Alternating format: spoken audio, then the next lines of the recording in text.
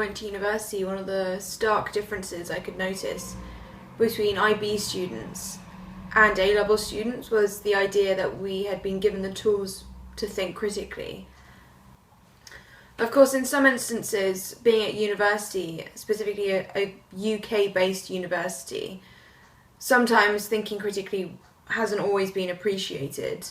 There was one instance when I wrote an essay about archaeological preservation, and I sort of created a new idea of what preservation could mean, and the professor didn't take very kindly to that and didn't give me a very good mark for the essay, I'm afraid. But the idea that someone wasn't allowed to creatively consider what a term meant or how we could approach a question was a bit disappointing.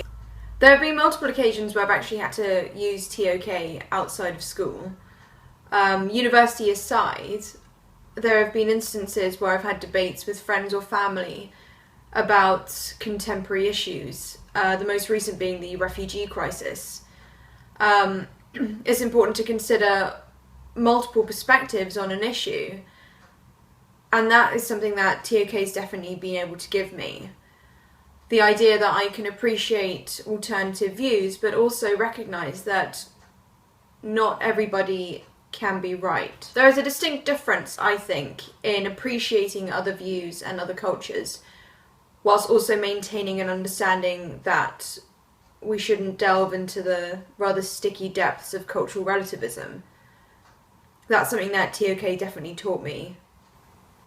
I also recently wrote an article for the Dalai Lama Centre of Compassion in Oxford, which looks at the role compassion plays in world affairs and how we can use compassion in everyday life. But the question is, should we? How do we know when the right opportunity arises for us to use compassion? How does that compassion manifest itself?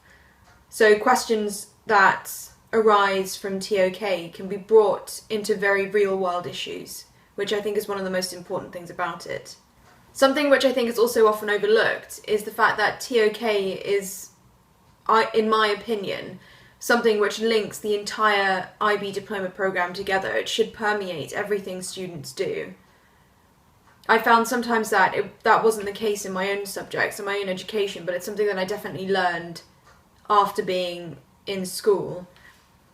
At university, I studied some social anthropology, and being able to bring TOK so obviously into what we learn and what we know was really invigorating and exciting. And it was a breath of fresh air after the somewhat stifling aspects of archaeology, which don't seem to want to be able to move forward.